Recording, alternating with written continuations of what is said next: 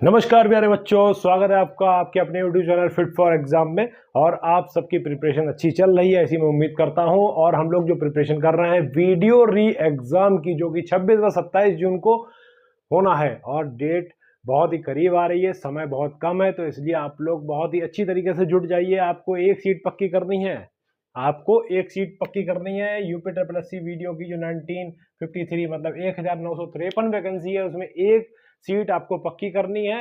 ये exam cancel किया जा चुका था और जो लोग इसमें उस टाइम उसमें सेलेक्ट नहीं हुए थे या फिर जिन लोगों ने आप एग्जाम छोड़ा था, वो लोग इसमें एक प्रॉपर एक सीट अपनी फिक्स कर सकते हैं। वो कैसे कर सकते हैं? मेहनत करके। ठीक है, तो हम लोग मेहनत कर रहे हैं, दिन प्रतिदिन मेहनत कर रहे हैं UP triple S C VDO re exam की प्रिपरेशन के लिए। और हिंदी में जो आपका संधि वाला जो टॉपिक था वो आज फिनिश होने जा रहा है। मैंने संधि के कई वीडियो दिए हैं आपके पूरी तरीके से। अब मैं ये बता रहा हूँ कि थर्ड प्रकार की संधि हम लोग पढ़ रहे थे, विसर्ग संधि। विसर्ग संधि भी मैंने आपको एक लेक्चर दिया है, प्रीवियस लेक्चर, आप उसको देख लें।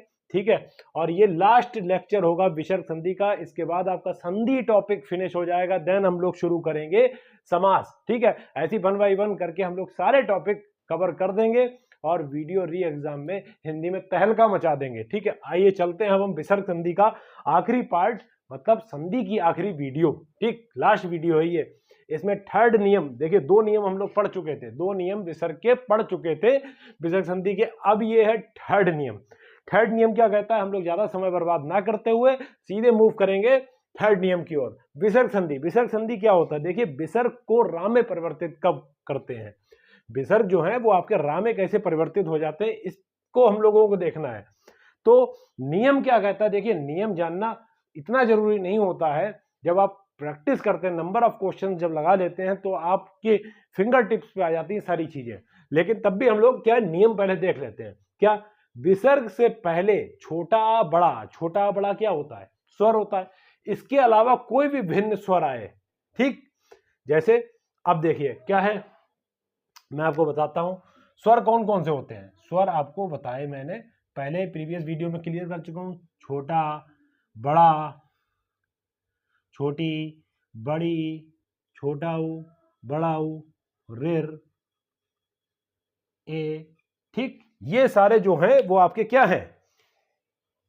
ए, ओ, औ। ठीक, ये आपके क्या हैं? ये सब स्वर हैं।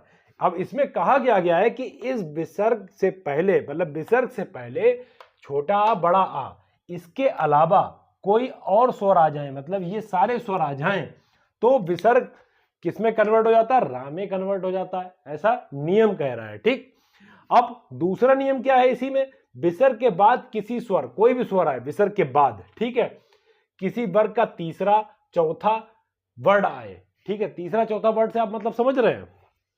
इस वर्ग में, इस वर्ग में का, खा, गा, घा, वहां जी, मैंने आपको ये बताया थी, ये का वर्ग का आया था, चा वर्ग, टा वर्ग, ता वर्ग, पा वर्ग। ठीक है, ये 5 प्रकार के वर्ग है। इसमें पहला, दूसरा, तीसरा, चौथा, पांचवा, ये तुम्हारे वर्ग दिए गए हैं। ठीक है, किसी वर्ग का, किसी भी वर्ग का तीसरा, मतलब तीसरा ये वाले तीसरे, ठीक है, और चौथा, चौथा ये वाला, ये वर्ड आ जाए मतलब विसर्ग के बाद, या फिर ये कह ले या, रा, ला, वा, हा, इनमें से कोई भी वर्ड आए, तब भी क्या होता है? विसर्ग रा में कन्वर्ट हो जाता है, परिवर्तित हो जाता है। अब यहां पर हम लोग क्या करेंगे? उदाहरण से समझेंगे। जब तक आप उदाहरण प्रैक्टिस नहीं करेंगे तब तक ना आपका वर्तनी सही हो सकता है, ना आपका संधि सही होगा। ठीक, हम लोग क्या है, उदाहरण देखते हैं। दू, दू में क्या है?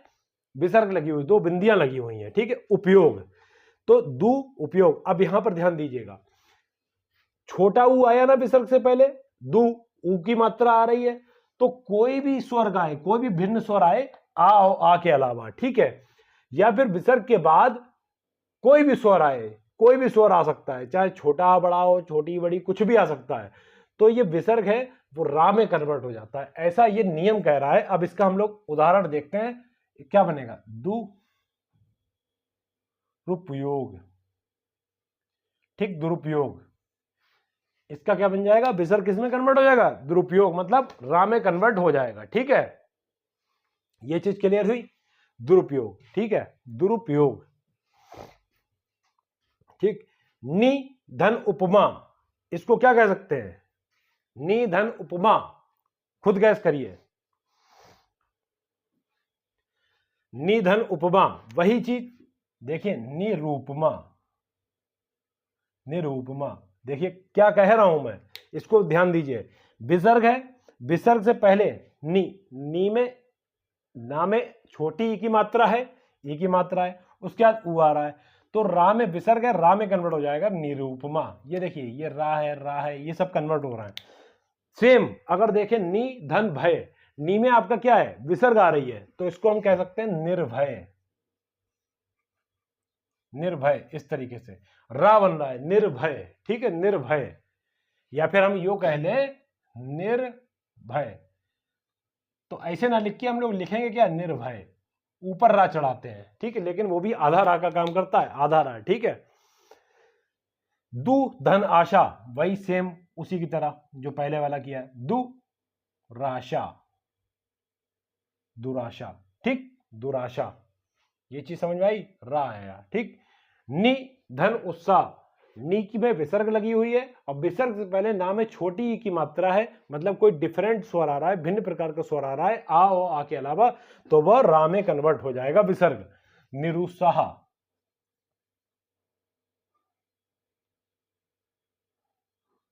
निरुत्साह, ठीक। अब ध्यान दीजिए, नी धन गुण, ना में छोटी ई की मात्रा आ रही है, साथ में विसर्ग भी है, तो वो किस में कन्वर्ट होगा, रा में कन्वर्ट होगा, विसर्ग।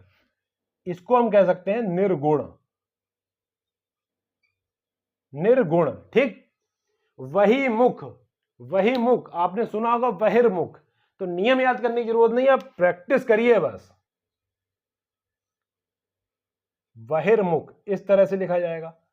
वर्तनी का टॉपिक भी हमारा साथ ही साथ कवर हो रहा है, ये ध्यान रखिएगा, वर्तनी का टॉपिक भी साथ ही साथ कवर हो रहा है।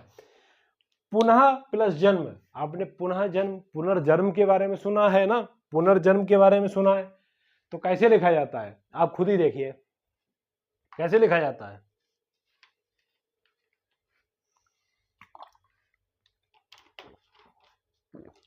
पुनः जन्म, पुनः जन्म, इस तरह से लिखा जाएगा, पुनर्जन्म, ठीक। निधन आहार, नी में क्या है, विसर्ग, छोटी की मात्रा, ठीक है, तो निराहार, निराहार, ठीक, इस तरह से लिखा जाएगा, निराहार। निधन आमिष, निरामिष, ये इस तरह से, ये नियम था, ऐसे हम लोग इसको प्रयोग में लाते हैं, ठीक। ये आपका एक नियम हुआ जो कि विसर्ग संधि का था। चौथे नियम की तरफ बढ़ते हैं। चौथा नियम क्या कहता है, अभी हमने क्या पढ़ा, छोटा बड़ा आ के अलावा कोई भिन्न स्वर आए, ठीक है, कोई भी स्वर आ जाए, चाहे वो इनमें से कोई भी स्वर हो सकता है। अब यहां पर क्या है, जब आ स्वर विसर्ग के आगे आए, अब पहले क्या था, आ मतलब विसर्ग से पहले इन दोनों के अलावा कोई स्वर था, अब यहां पर क्या बोल रहा है, विसर्ग से पहले कोई भी आ स्वर आए, कोई भी आ स्वर आए, ठीक है, यहां पर किसी वर्ग का तीसरा चौथा पांचवा वर्ड आए, तीसरा चौथा पांचवें की भी बात कर दी गई, पांचवा वर्ड आए, मतलब ये वाले पांचवें वर्ड आए, या रा लावा हाय, तो क्या होता है, आ और आ में अगर विसर्ग है, इसको अयोगवाह कहते हैं, ठीक है, आ में विसर्ग है, इसके स्थान पर ओ में कन्वर्ट हो जाता है, ओ में, कैसे, मना धन योग, ध्यान दीजिए, ध्यान दीजिए, ना है, ना में क्या है, विसर्ग है, ठीक, इससे पहले मां आ रहा है, इससे पहले मां आ रहा है, देखिए पा फा बा भा मां, तो मां इसमें कौन सा है, पांचवा वर्ड है, तो वही चीज है, पांचवा वर्ड है। जब इस तरह से जब कुछ बनता है तो ध्यान दीजिएगा कि वो ओ में कन्वर्ट हो जाता है, विसर्ग, ठीक है। जैसे इसको लिख सकते हैं मनोयोग, ठीक, मनाधन योग, मनोयोग, ठीक, सेम इस पे अगर देखें तो ये होगा मनोरथ, मुझे नहीं लगता कोई प्रॉब्लम होनी चाहिए, मनोरथ ओ में कन्वर्ट हो जाता है, ओ में, ठीक। अधा धन गति, धा में क्या है, विसर्ग है, ये ओ में कन्वर्ट हो जाएगा, क्या लिख सकते हैं इसको, अधो गति, ठीक। यशा धन दा, ठीक है, यशा, यशोदा, यशोदा, ठीक। मनः विनोद, मनो विनोद, ना किस विसर्ग किस में कन्वर्ट, ओ में, मनो विनोद। ठीक। अधः धन भाग, अधः है, धा में क्या हो जाएगा, ओ की मात्रा लग जाएगी, अधो भाग। ठीक। सेम अगर देखें अधो गति, जितनी विसर्ग है सब ओ की मात्रा में कन्वर्ट हो रहा है, पया धंधा पयोद। ठीक। तेज, ओ की मात्रा, तेजो राशि।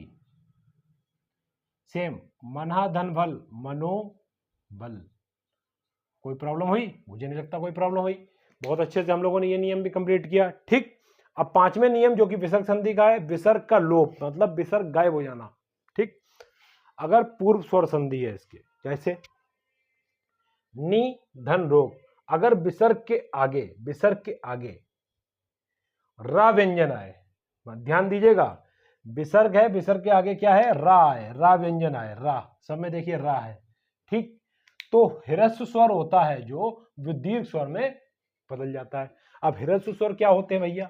तो ह्रस्व स्वर मैंने आपको बताए थे, ह्रस्व स्वर क्या होते हैं, छोटा, छोटी, छोटा ऊ, ऋर, ये ह्रस्व स्वर थे ना। और दीर्घ वाले क्या थे, जो बड़े वाले होते थे, बड़ा, बड़ी, बड़ा ऊ। ठीक है, ए, अय, ओ, औ, ये आपके दीर्घ थे। ठीक है। तो ह्रस्व स्वर दीर्घ स्वर में परिवर्तित हो जाता है। कैसे? नी धन रोग, ये जो विसर्ग है इसमें छोटी की मात्रा है ना ना में, तो ये हो जाता है नी रोग, मतलब बड़े की मात्रा लग जाती है, ह्रस्व स्वर दीर्घ में कन्वर्ट हो जाता है, ह्रस्व दीर्घ में, मतलब छोटी ही बड़ी में कन्वर्ट हो जाता है। सेम नी धन रज, नीरज। ठीक। नी धन रब, नीरब। ठीक। नी धन रस, नीरस। तो यहां पर यही बताया है कि विसर्ग का तो लोप हो जाएगा, विसर्ग गायब हो जाएगा, विसर्ग की जगह जो जिसमें छोटी की मात्रा है या छोटे ऊ की मात्रा है कुछ भी, वो बड़े में कन्वर्ट हो जाएगा। ठीक है, बड़े मतलब दीर्घ स्वर में कन्वर्ट हो जाएगा, नीरोग, नीरज, नीरव, नीरस। ठीक। ये था आपका विसर्ग संधि। यहां पर आपका विसर्ग संधि का पूरा पार्ट खत्म होता है। संधि एटलीस्ट हमने कंप्लीट कर दी।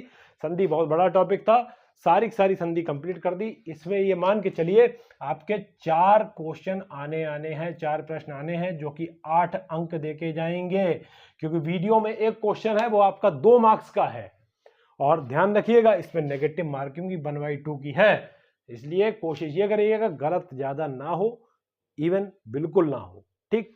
तो चलिए ठीक है, हमने संधि का पार्ट पूरा खत्म कर लिया। मिलते हैं अब हम नेक्स्ट वीडियो में, समास टॉपिक लेके आएंगे। समास भी आपका बहुत इंपॉर्टेंट है, उसमें हम पढ़ेंगे कि आखिर कौन कौन से समास होते हैं। ठीक है, तो बने रहिए फिट फॉर एग्जाम की प्लेलिस्ट के साथ, उसकी वीडियो फॉलो करिए और अपनी वीडियो री एग्जाम की प्रिपरेशन को बेहतर बनाइए और एक सीट पक्की करिए इस 1953 वैकेंसी में। ठीक, चलिए फिर ठीक है, बिल्कुल मिलते हैं नेक्स्ट वीडियो में। All the best and take care.